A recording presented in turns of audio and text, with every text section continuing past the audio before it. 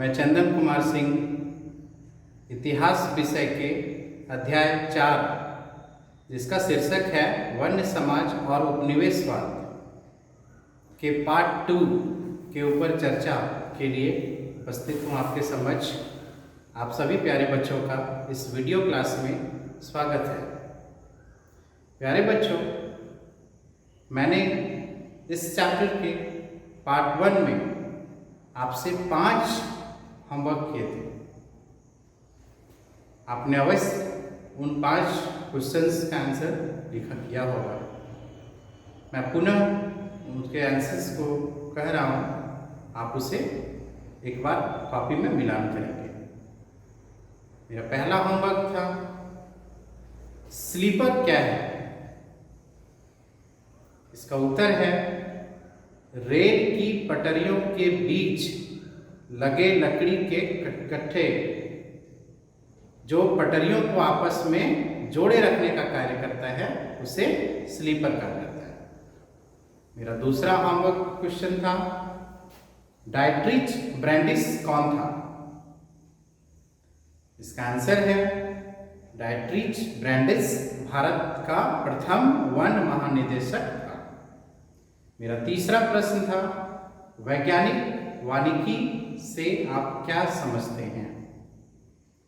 इसका उत्तर है वन विभाग द्वारा पुराने पेड़ों की कटाई करके उसके स्थान पर किसी निश्चित प्रजाति के पौधों को कतारबद्ध तरीके से लगाना वैज्ञानिक वानिकी या साइंटिफिक फॉरेस्ट्री कहलाता है।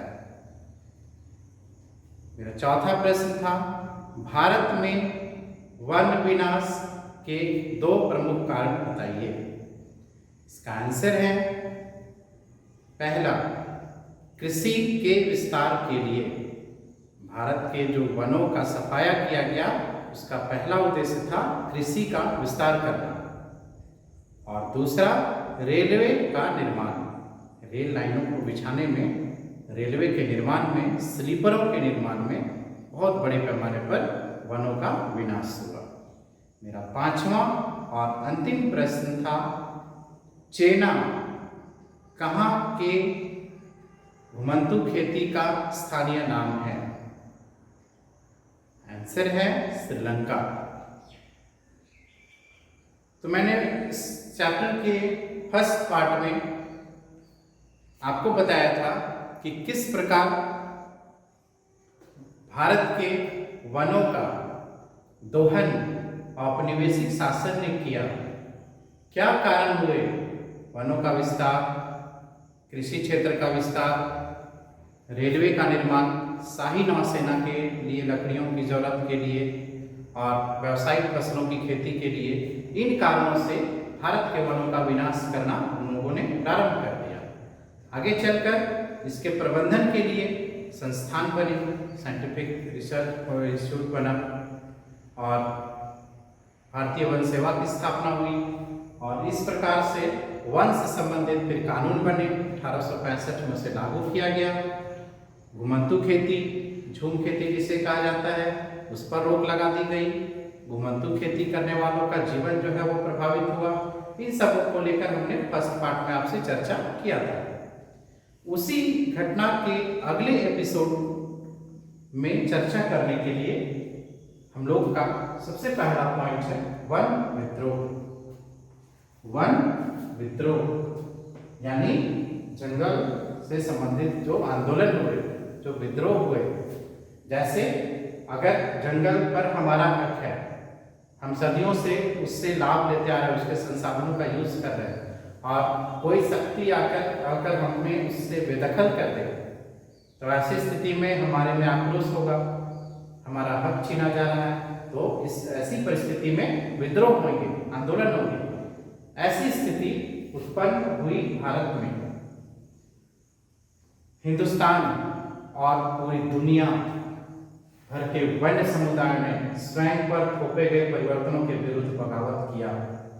मैंने पहले कहा कि जंगल से संबंधित अंग्रेजों ने कानून बनाए, वहाँ पर लोगों को प्रवेश से रोक लगा दिया, वहाँ की लकड़ियों को काटने से मना कर दिया, उनके जानवरों को चराने से मना कर दिया, वहाँ के कंद मूल फल फूल नहीं ले सकते थे। इस प्रकार से प्रतिबंध लगा दिया जंगलों में प्रवेश और उसके इस्तेमाल पर। ऐसी स्थिति में भारत और अन्य देशों में भी वो औपनिवेशिक शासन के विरुद्ध में बगावत खड़ा हो गया। लोगों ने विद्रोह करना प्रारंभ कर दिया अपने हक के लिए, अपने अधिकार के लिए। और इसी अधिकार और हक के लड़ाई के क्रम में कुछ नाम गिनाए गए हैं हमारी पुस्तक में, जो जिसमें से 2 झारखंड से संबंधित है, हमारे राज्य झारखंड से संबंधित यहाँ पर चर्चा किया गया है। पहला संथाल परगना। संथाल परगना, यहाँ पर जो वन विद्रोह हुआ उसके नेता थे सिद्धू और कान्हू। संथाल परगना में वन आंदोलन करने वाले थे, वन विद्रोह, सिद्धू और कान्हू। दूसरा छोटा नागपुर क्षेत्र। छोटा नागपुर क्षेत्र में आपने जरूर सुना होगा बच्चों, बिरसा मुंडा का नाम। बिरसा मुंडा ने छोटा नागपुर के वन विद्रोह का नेतृत्व किया था। तीसरा नाम दक्षिण भारत के आंध्र प्रदेश से संबंधित है, आंध्र प्रदेश राज्य से। आंध्र प्रदेश में अल्लूरी सीताराम राजू, ये वन विद्रोह के नायक थे। ये 3 प्रमुख स्थानों के जो वन विद्रोह करने वाले थे, इनके विद्रोहों को लेकर काफी गाथाएं हैं, काफी संगीत हैं, लोकगीत हैं। और इन सबों लोकगीत के माध्यम से, कथाओं के माध्यम से अंग्रेजों के विरुद्ध में इन आंदोलनों के जो नायक हैं उन्हें आज भी याद किया जाता है। आज भी हम इन्हें अंग्रेजों के विरुद्ध में वन विद्रोह किए गए के कारण इन्हें याद किया जाता है। हमें बिरसा मुंडा के बारे में कहना नहीं होगा कि हमारे झारखंड राज्य के लिए यह व्यक्तित्व कितना महत्वपूर्ण है। ठीक है, अब हम लोगों का अगला टॉपिक है, महत्वपूर्ण टॉपिक, बस्तर विद्रोह। बस्तर विद्रोह, इसका काल है या इसका समय है 1910। अगर प्रश्न आता है कि बस्तर विद्रोह कब हुआ था, इसका उत्तर होगा 1910, 1910। सबसे पहले हम लोग देखेंगे बस्तर क्या है, कहाँ है, क्या चीज है बस्तर। तो बस्तर भारत के छत्तीसगढ़ राज्य, छत्तीसगढ़ भारत का एक राज्य है। इस राज्य के सबसे दक्षिणी छोर पर आंध्र प्रदेश, उड़ीसा और महाराष्ट्र, बस्तर छत्तीसगढ़ राज्य में एक स्थान है, एक जिला है। और इससे कौन कौन सा टच करता है, आंध्र प्रदेश, उड़ीसा और महाराष्ट्र। ये 3 राज्य इस जिले से टच करते हैं, इसकी सीमाओं से सटे हुए हैं। और इसका जो बस्तर का मध्य भाग है, बस्तर के बीच का जो भाग है वह पठारी क्षेत्र है। और इस पठारी क्षेत्र के उत्तर में छत्तीसगढ़ का मैदान है, छत्तीसगढ़ का मैदान, ये उत्तरी भाग में है। और इस पठार के दक्षिण में गोदावरी का मैदान, गोदावरी का मैदान।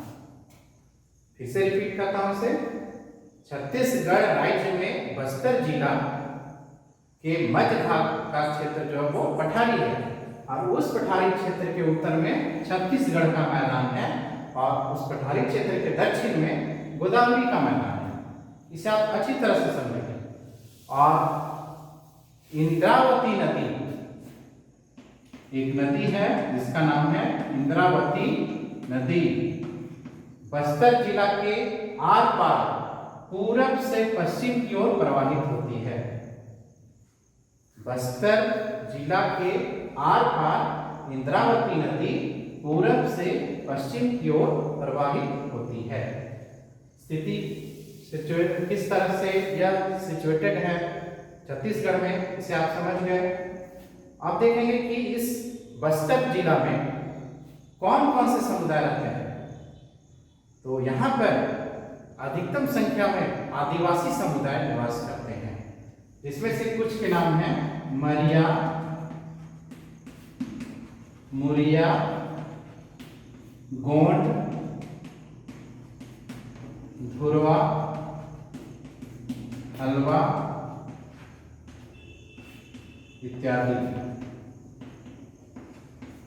ये सभी महत्वपूर्ण जो आदिवासी समुदाय के लोग हैं वे बस्तर जिला में निवास करते हैं और यही वहाँ पर अधिक संख्या में है। और इनके बारे में कहा जाए तो ये भिन्न भिन्न बोली है इनकी।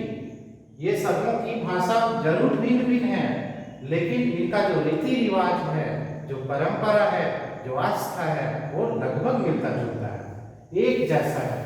कहने का तात्पर्य है कि भाषा अलग है, विविधता है, उसके बावजूद भी इनकी जो आस्था है, इनका जो रीति रिवाज है, वो सभी एक समान है। और ये जो बस्तर के लोग हैं या आदिवासी समुदाय के लोग हैं, वे यह मानते हैं कि उन्हें जो भूमि प्राप्त हुई, जो जमीन मिला हुआ है, वो धरती माँ से मिली हुई है और वे जमीन की पूजा करते थे, उन्हें धरती माँ मानते थे। आज भी हमारे समाज में धरती की पूजा का प्रचलन है, प्रकृति पूजा, धरती पूजा। तो वे लोग भी अपने धरती को धरती माँ की तरह पूजते थे। नदी, जंगल, पहाड़, इन सबों को वे देवता मानते थे और इस प्रकार से वे लोग इन चीज़ों से अपना जुड़ाव बनाए हुए थे। यानी प्राकृतिक संसाधन जो है, नदी है, पर्वत है, पहाड़ है, जंगल है, जमीन है, सबों के साथ देवता की भावना के जैसा जुड़े हुए थे। और सभी गांव वाले जो हैं, ये सभी बस्तर के सभी गांव इन प्राकृतिक संपदाओं की रक्षा करते थे। यानी उन लोगों को लगता था कि ये जो प्राकृतिक संपदाएं हैं, पेड़ पौधे हैं, नदी हैं, पहाड़ हैं, ये सभी हम लोगों की संपत्ति है, ये सभी देवता का रूप है। अतः इन सबों को संरक्षित किया जाए, सुरक्षित रखा जाए और इस प्रकार की भावना के साथ उन लोग उससे जुड़े हुए थे। और एक गांव, अगर बस्तर का एक गांव दूसरे गांव से अगर कोई कारण से अगर इसको लकड़ी की जरूरत है, अगर इस गांव के लोग को इस गांव के जंगल से लकड़ी काटना है, तो वैसी स्थिति में एक छोटा सा शुल्क इन्हें देना पड़ता था, कुछ शुल्क अदा करना पड़ता था, जिसे देवसारी दान या मान कहा जाता था। फिर से इसे रिपीट करता हूं, यह काफी महत्वपूर्ण है। बस्तर के एक गांव के लोग दूसरे गांव से, वहां दूसरे गांव के वन से अगर थोड़ी लकड़ी लेना चाहते हों, तो इसके बदले में उन्हें एक छोटा शुल्क अदा करना पड़ता था, जिसे देवसारी दान या मान कहा जाता था। ठीक है, तो स्थिति यहां तक थी कि कुछ गांव अपने वनों की रखवाली के लिए, यानी उनके जंगल, पेड़ पौधे, ये सभी जो हैं वे सुरक्षित रहें, इसकी रखवाली के लिए चौकीदार तक रखे हुए थे और उन्हें प्रतिमाह वेतन के रूप में लोग अपना अनाज दिया करते थे। हर घर से थोड़ा थोड़ा अनाज एकत्र किया जाता था और इसी को उन्हें वेतन के रूप में देते थे, इसे चौकीदार को। ये व्यवस्था थी बस्तर में। और हर साल, प्रत्येक साल एक बड़ी सभा का आयोजन किया जाता था और जहां पर गांव के सभी लोग जमा होते थे, गांव के मुखिया एकत्र होते थे और जंगल सहित तमाम विषयों पर चर्चा करते थे। यानी इस विशाल सभा में कई गांवों के मुखिया, कई गांवों के जनप्रतिनिधि वहां पर शामिल होते थे और चर्चा करते थे कि कैसे हम लोग इस जंगल में जो संसाधन है उसकी सुरक्षा की जाए, उसे किस प्रकार से उपयोग में लाया जाए, उसके लिए क्या एक व्यवस्था की जाए। तो इस प्रकार की स्थिति बस्तर की थी, जहां जंगल, जमीन, भूमि से इस प्रकार से जुड़ाव था, खेती बाड़ी इस तरह से। लेकिन अब स्थिति में परिवर्तन आ रहा है। अब वहां पर औपनिवेशिक शासन की स्थापना होने जा रही है।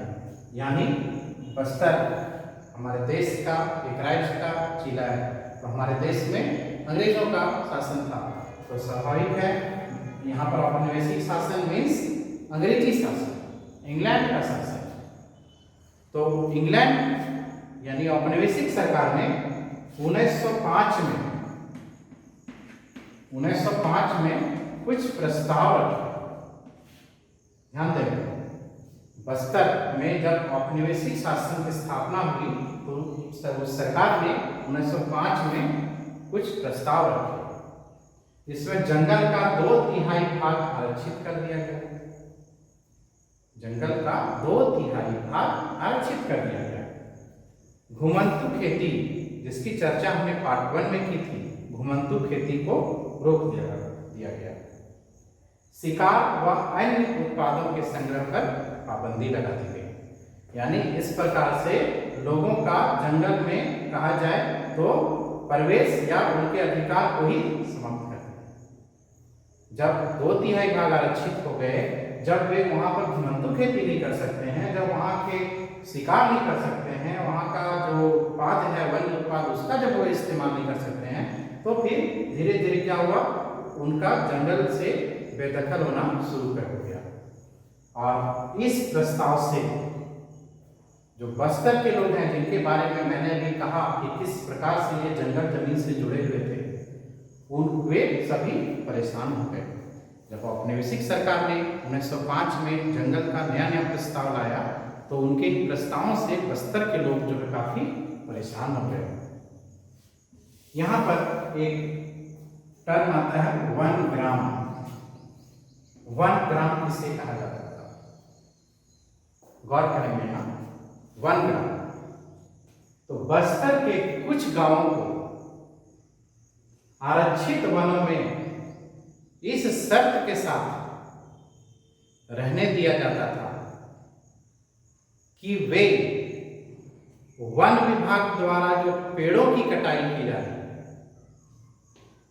और जो ढुलाई की जाती है उसे वे मुफ्त में करें। यानी वन विभाग द्वारा जो पेड़ों को काटा जा रहा है और उसे जो ढोने का काम हो रहा है, वे वह मुफ्त में करेंगे।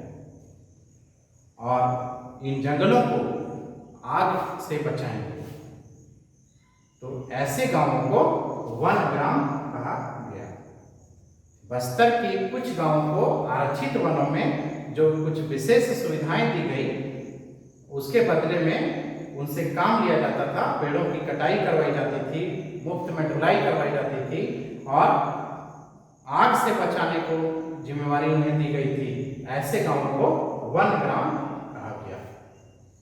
और बाकी जो गांव है, यानी वन ग्राम के अलावे जो गांव है, उनको बिना सूचना के, बिना मुआवजा के उन्हें हटा दिया गया। यानी कहने का मतलब है कि अगर हमारा इस क्षेत्र पर, इस जमीन पर, इस जंगल पर पूर्व से अधिकार आ गया, तो हमको बिना कोई सूचना के उसे वह अपने कब्जे में ले लिया और न ही उसके बदले हमको कोई हर्जाना या मुआवजा दिया।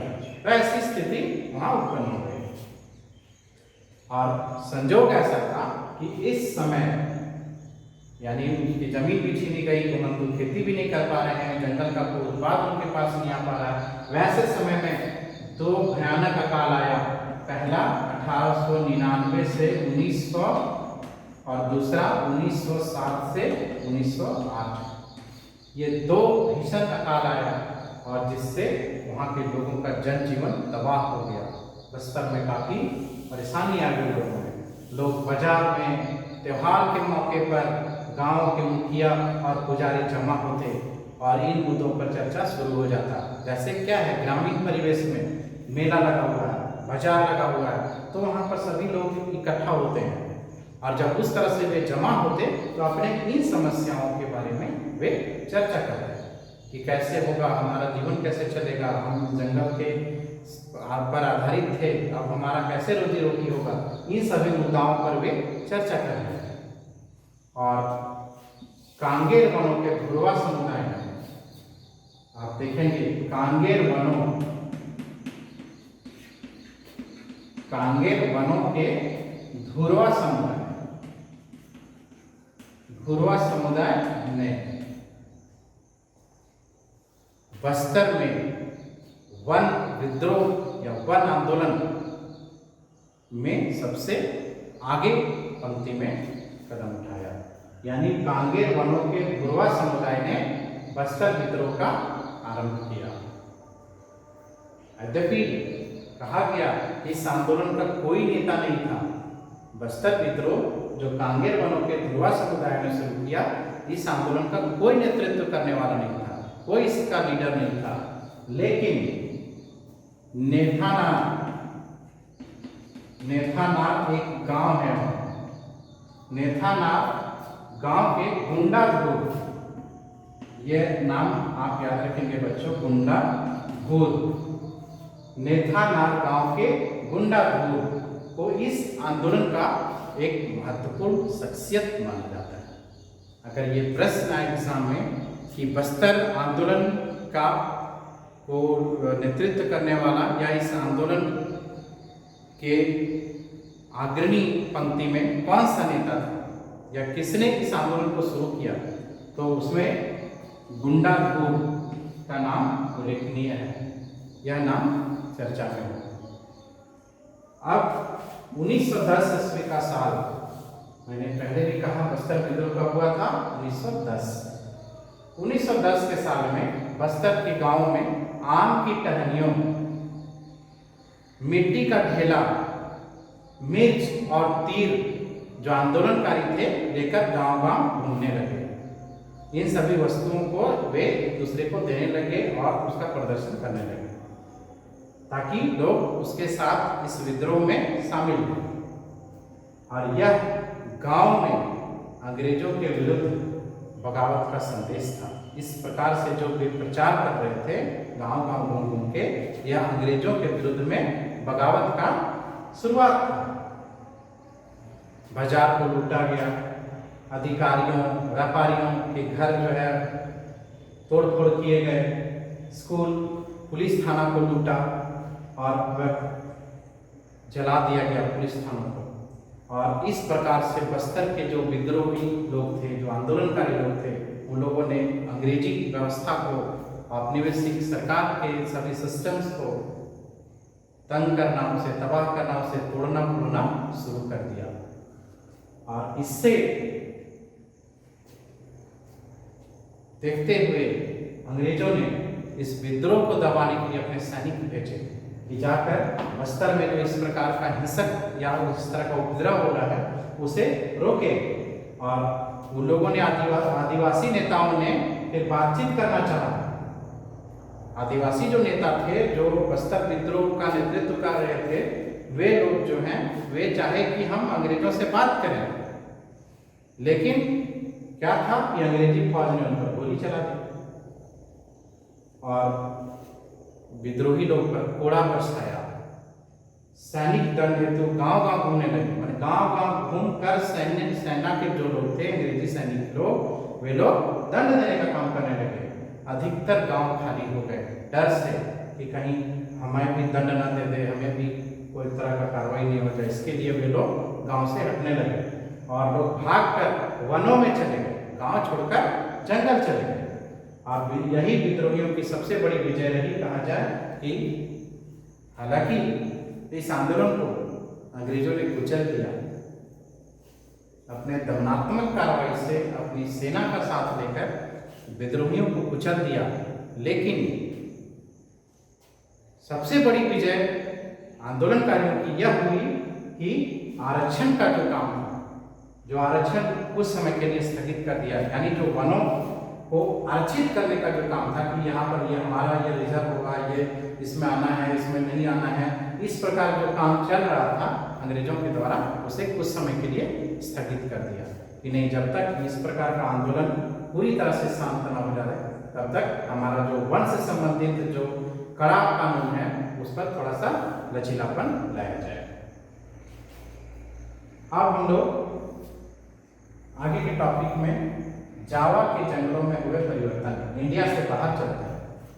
इंडोनेशिया, विश्व के मानचित्र में आप देखेंगे इंडोनेशिया, इंडोनेशिया में एक स्थान है जावा।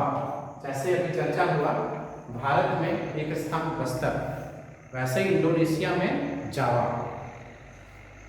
जावा के जंगलों में हुए परिवर्तन।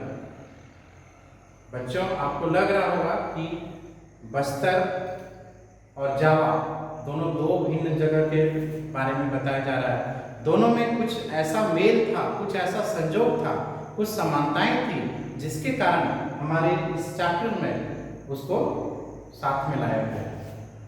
तो जावा के जंगलों के बारे में हम लोग देखेंगे। तो आजकल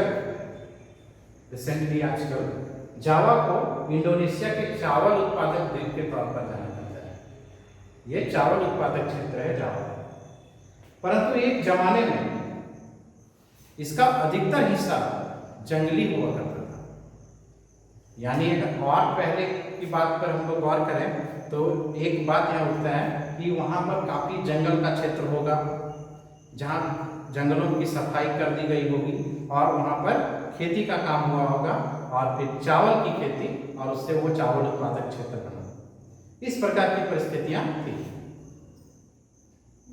और जैसे हमारा देश भारत यानी बस्तर वहाँ का जो क्षेत्र है उस पर अंग्रेजों का शासन था, उसी प्रकार से इस जावा में यानी इंडोनेशिया में डचों का शासन था। डच, हम कह सकते हैं कि जावा जो है एक डच उपनिवेश था। और इंडोनेशिया में यही जो जावा के वनों में है, वनों से संबंधित जो प्रस्ताव हैं, जो प्रबंधन है, जो कानून व्यवस्था है, वो यही डचों ने बनाना शुरू कर दिया। यानी जैसे बस्तर के जंगलों में अंग्रेजों ने आकर यहाँ पर कानून और व्यवस्था बनानी शुरू की, वैसे ही जावा के जंगलों पर डचों ने आकर कानून व्यवस्था बनाना शुरू किया। और अंग्रेजों की तरह, जैसे पहले मैंने कहा था कि शाही नौसेना के लिए बड़ी मात्रा में लकड़ियों की जरूरत थी, वैसे ही इंडोनेशिया के जावा में जो जंगल थे वहाँ की लकड़ियों को काटने का उद्देश्य था कि जहाज बनाने के लिए हमें अधिक से अधिक लकड़ी मिले। सेम उद्देश्य था इस मामले में। और एक अनुमान, एक आबादी का यहाँ पर बात है तो सन 1600 ईस्वी में जावा की अनुमानित जनसंख्या 34 लाख थी, 34 lakhs। और यद्यपि उपजाऊ मैदानों में ढेर सारे गांव थे, लेकिन फिर भी पहाड़ों में भी घुमंतू खेती करने वाले अनेक समुदाय रहते थे। यानी वहां भी घुमंतू समुदाय काफी मात्रा में थे। घुमंतू समुदाय कहने का मतलब कि आज यहाँ रहा, फिर दूसरे जगह, फिर कहीं और, इस प्रकार से उन लोगों का अपना जीवन यापन होता है। मैंने पार्ट 1 में कहा था इस टॉपिक के कि घुमंतू खेती इस प्रकार की खेती है जो घूम घूम कर की जाती है। किसी एक स्थान के वनों को पहले काटा जाता है, उसे जला दिया जाता है और फिर मानसून की पहली बारिश में उसमें बीज बो दिए जाते हैं और फिर अक्टूबर-नवंबर में जब फसल तैयार होता है उसे काटा जाता है। इस प्रकार से वहाँ पर 1 से 2 साल खेती की जाती है और उसे फिर लंबे समय के लिए 12 से 18 साल के लिए परती छोड़ दिया जाता है ताकि फिर से वहाँ वन उगे और इस प्रकार की व्यवस्था फिर दूसरी जगह दोहराई जाती है। तो ये व्यवस्था जो थी घुमंतू खेती थी वह जावा में भी प्रचलित थी, इंडोनेशिया में भी प्रचलित थी। और कलाम एक महत्वपूर्ण टर्म है, यह बहुत ही महत्वपूर्ण है, परीक्षा में अक्सर आता है। कलाम कौन थे? कलाम कौन थे? तो कलाम जावा के घुमंतू समुदाय, जावा के जो घुमंतू कृषक लोग थे और जो कुशल लकड़हारे, उन्हें कलाम कहा जाता था। फिर से मैं रिपीट कर रहा हूं से, जावा में कलाम समुदाय के लोग कुशल लकड़हारे और घुमंतू कृषक थे।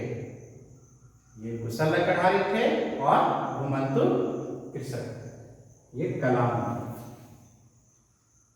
जब डचों ने 18वीं शताब्दी में वनों पर नियंत्रण करना शुरू कर दिया तब वे चाहते थे कि ये जो कलाम है वो हमारे लिए करें।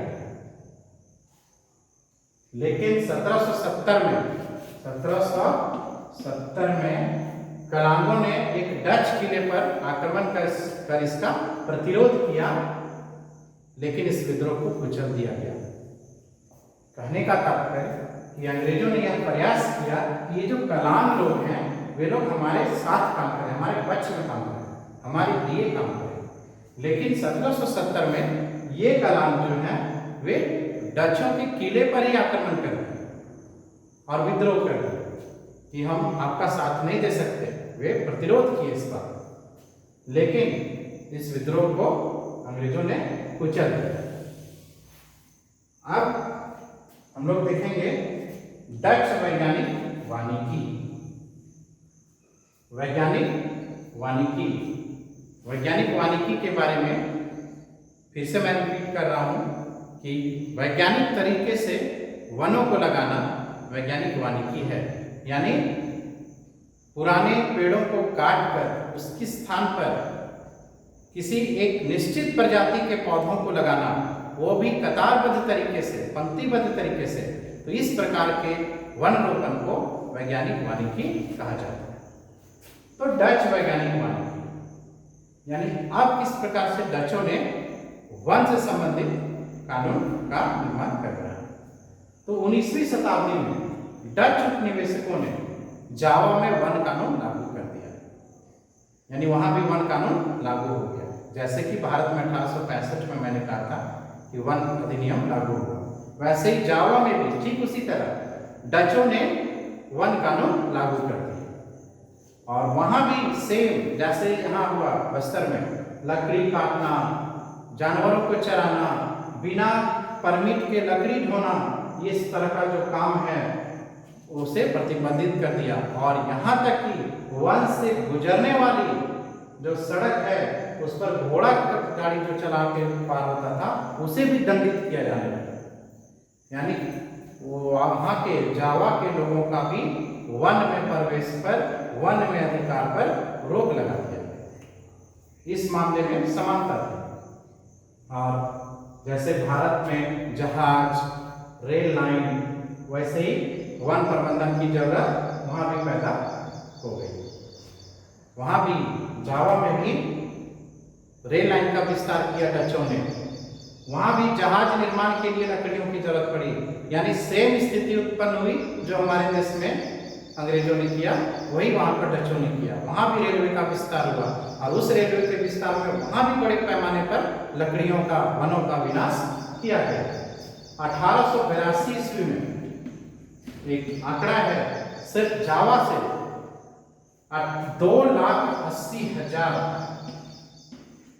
2,80,000 स्लीपरों का निर्यात किया गया। आप समझ सकते हैं कि 2,80,000 स्लीपरों के निर्माण में कितने पेड़ काटे गए होंगे, कितने बड़े क्षेत्रफल में वनों का विनाश हुआ होगा। ये सोचने वाली, गौर करने वाली बात है। तो यहाँ पर एक महत्वपूर्ण व्यवस्था का एक चर्चा है जिसे ब्लैंड डॉ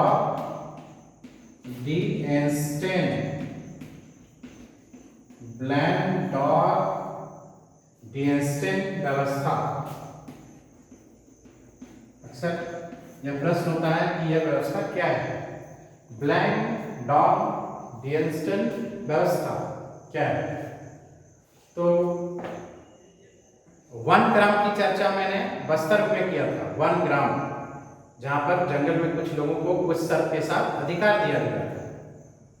तो सेम यहां पर भी, जावा में भी लैंड ऑफ डिएंस्टेन व्यवस्था में कुछ गांवों के लोगों को कृषि की जमीनों को लगानमुक्त कर दिया गया। कुछ गांव के वनों के कृषि को लगान मुक्त कर दिया गया था, और इस शर्त पर कि वे सामूहिक तौर पर पेड़ काटने और लकड़ी ढोने हेतु भैंसे देने का काम मुफ्त में करेंगे। वहां भी बस्तर में भी वही व्यवस्था थी कि वहां पर भी लकड़ी काटने और ढोने का काम मुफ्त में करेंगे, वैसे ही यहाँ भी व्यवस्था हो गई कि यहाँ पर भी वे सामूहिक तौर पर पेड़ काटने और लकड़ी को ढोने के लिए भैंसा देने का काम मुफ्त में करेंगे। और इस व्यवस्था को ब्लैंड डॉग थियस्टन व्यवस्था कहा गया है। यानी कहीं न कहीं जावा और बस्तर के वन व्यवस्था में, वन प्रबंधन में बहुत अधिक समानताएं प्रतीत हो रही हैं। तो एक प्रश्न उठता है यहाँ पर कि बस्तर और जावा के औपनिवेशिक वन प्रबंधन में क्या क्या समानताएं थी।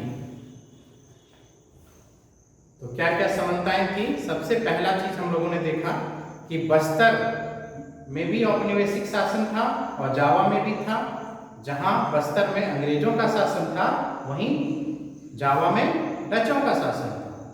दूसरा, दोनों ही जगह पर वन कानून बनाए गए और उन्हें कठोरता से लागू किया गया। दोनों ही जगह के लोगों पर गांव, ये जंगलों में प्रवेश पर रोक लगा दिया गया। उन्हें जंगलों में जो पहले से उनका अधिकार चला रहा था, उनसे वंचित कर दिया। और दोनों ही जगह पर कुछ शर्तों के साथ कुछ गांव के लोगों को जंगल में रहने दिया गया। वे लकड़ी काटने का काम, ढोने का काम मुफ्त में करेंगे, इस प्रकार की व्यवस्था की गई। तो कहीं न कहीं दोनों जगहों में काफी समानताएं यहाँ पर दिखाई देती हैं। अब आगे देखेंगे, एक और आंदोलन का चर्चा इसमें है, साम्यवादी आंदोलन। साम्यवादी आंदोलन, जिसमें एक नाम आता है सुरोंग सामी। सुरोंग सामी जो रांदुग्लातु गांव का रहने वाला था। इसके बारे में हम लोग देखेंगे। इंडोनेशिया की बात हो रही है। 1890 में सागवान पेड़ का जो वन था, उसी में स्थित था ये गांव, रांदुग्लातुंग गांव। और वहां पर एक निवासी सुरोंग सामी ने वनों पर राजकीय मामले को लेकर प्रश्न खड़ा कर दिया। यानी वनों पर जो डचों का, बाहरी देश का जो शासन था, जो अधिकार था, उसको लेकर उसने प्रश्न खड़ा कर दिया सुरोंग सामी। और सुरोंग सामी ने यह तर्क दिया कि चूंकि हवा, पानी, जमीन और लकड़ी राज्य की बनाई हुई नहीं है, इसलिए उस पर उनका हक नहीं हो सकता है। और शीघ्र ही इनके कारण सुरोंग सामी ने एक व्यापक आंदोलन खड़ा कर दिया कि राज्य का, यानी शासन का, औपनिवेशिक शासन का किसी भी कीमत पर मालिकाना हक जंगलों पर नहीं हो सकता है। इस प्रश्न को लेकर सुरोंग सामी ने एक व्यापक आंदोलन खड़ा कर दिया। और 1907 ईस्वी में 3000 परिवार के लोगों ने उनके विचारों का समर्थन किया कि सुरोंग सामी जो कह रहा है वो बिल्कुल सही है, उसका साथ दो। और जब डच लोग जमीन का सर्वेक्षण करने आए, सर्वे करने आए, तब साम्यवादियों ने जमीन पर लेटकर इसका विरोध कर दिया कि हम आपको इस पर हक जमाने नहीं देंगे, क्योंकि लोग जमीन पर लेट गए। जबकि कुछ लोग जो हैं, वे लोग लगान भरने से, जुर्माना भरने से और बेगार करने से मना कर दिए। इस प्रकार से वो लोगों ने अपना विरोध प्रदर्शित किया। अब अगला टॉपिक हम लोग देखेंगे, युद्ध और वन विनाश। वन विनाश में युद्ध की क्या भूमिका है? तो प्रथम और द्वितीय विश्व युद्ध, तीसरे अध्याय में हमने चर्चा किया था कि प्रथम और विश्व युद्ध, 2 विश्व युद्ध अभी तक हुए, जिसमें से पहला का काल था 1914 से 1918 और द्वितीय विश्व युद्ध का काल था 1939 से 1945। तो ये दोनों विश्व युद्धों का वनों पर बहुत ही बुरा प्रभाव पड़ा। एक टॉपिक है भस्म कर भागो नीति। भस्म कर भागो नीति, ये क्या है? भस्म कर भागो नीति किस प्रकार की? तो जावा पर पहले मैंने बताया किसका शासन चल रहा था? डचों का। जावा पर डचों का शासन था। लेकिन विश्व युद्ध के दौरान जब जापानियों का आधिपत्य वहां होने लगा, जब जापान का वहां पर कब्जा होने लगा, तो उसके ठीक पहले अब जब डचों ने जाना कि अब इस जगह पर जापानियों का कब्जा हो जाएगा, तो उसके ठीक पहले जितने भी आरा मशीन थे और जितने भी सागवान के बड़े बड़े लट्ठे थे, सबों को तो ढेर कर उन्हें जला दिया। क्यों? क्योंकि ये जो कीमती पेड़ हैं वे जापानियों के काम न आ सके। अगर वो मेरे नहीं हैं तब अब जो जापानी आ रहे हैं उन्हें भी इसका लाभ नहीं मिले, और इस तरह इस नीति को भस्म कर भागो नीति कहा गया। इसके बावजूद भी जापानियों ने वनवासियों को जंगल काटने पर बाध्य किया और युद्ध उद्योग हेतु वनों का दोहन किया। यहाँ एक प्रश्न है कि वनों से युद्ध से जंगल कैसे प्रभावित होते हैं?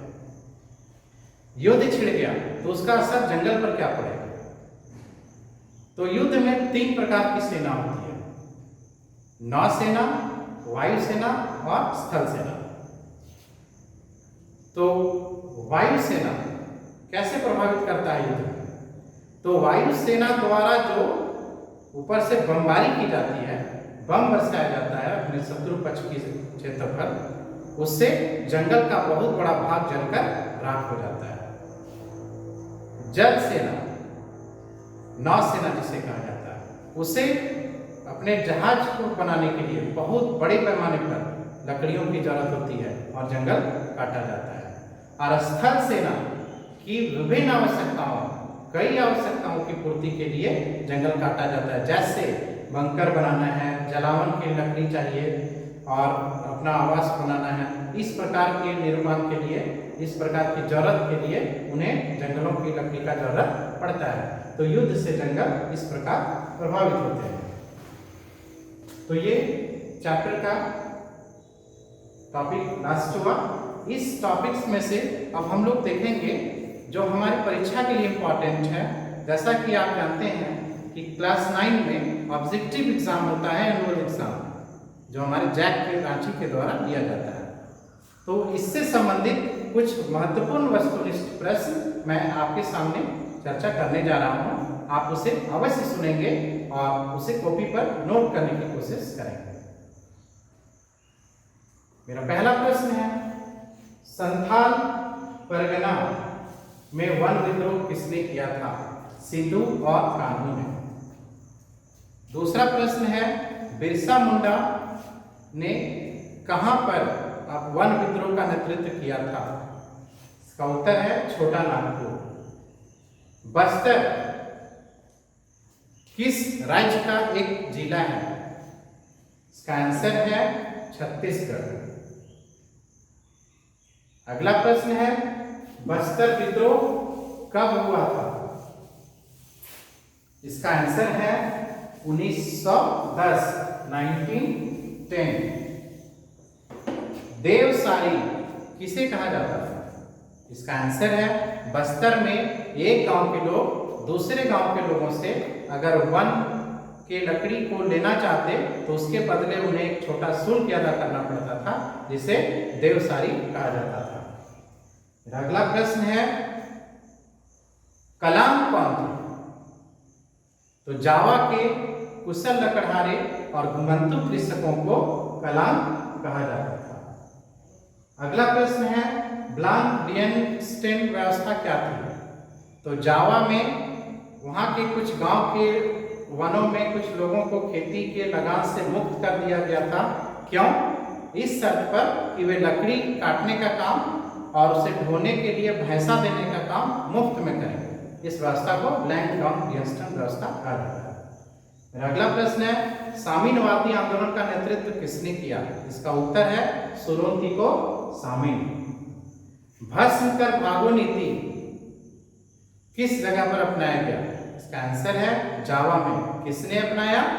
तो डचों ने। तो ये टॉपिक समाप्त हुआ। अब प्यारे बच्चों, मैं आपको 5 होमवर्क देने जा रहा हूं, 5 प्रश्न, जिसे आप अपने कॉपी में नोट करेंगे और उसे लिखेंगे। उससे संबंधित कुछ भी प्रॉब्लम आए, इस टॉपिक से संबंधित आए, तो आप कमेंट बॉक्स में अवश्य लिखेंगे, उसका निराकरण किया जाएगा। मेरा होमवर्क का पहला प्रश्न है, बस्तर विद्रोह कब हुआ था? बस्तर विद्रोह कब हुआ था? आंसर में इसके बारे में चर्चा हुआ, बस्तर विद्रोह 1910 में हुआ था। दूसरा, स्लीपर क्या है? तो रेल की पटरियों के बीच लगे लकड़ी के गट्ठे जो उसे आपस में जोड़े रखते हैं, उसे स्लीपर कहा जाता है। तीसरा, 1 ग्राम।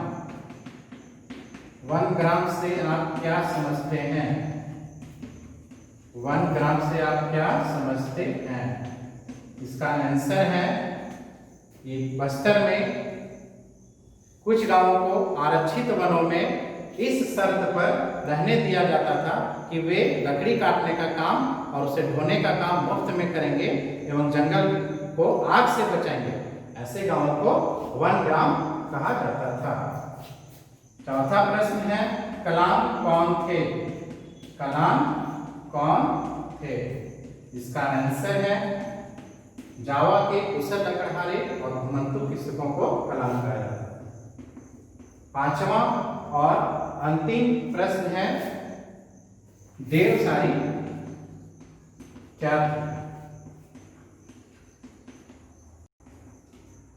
इसका उत्तर है, बस्तर में एक गांव के लोग दूसरे गांव से अगर वहां के जंगल से लकड़ी लेना चाहते तो उसके बदले एक छोटा शुल्क अदा करना पड़ता था, जिसे देवसारी दान या मान कहा जाता था। तो प्यारे बच्चों, ये चैप्टर लास्ट हुआ।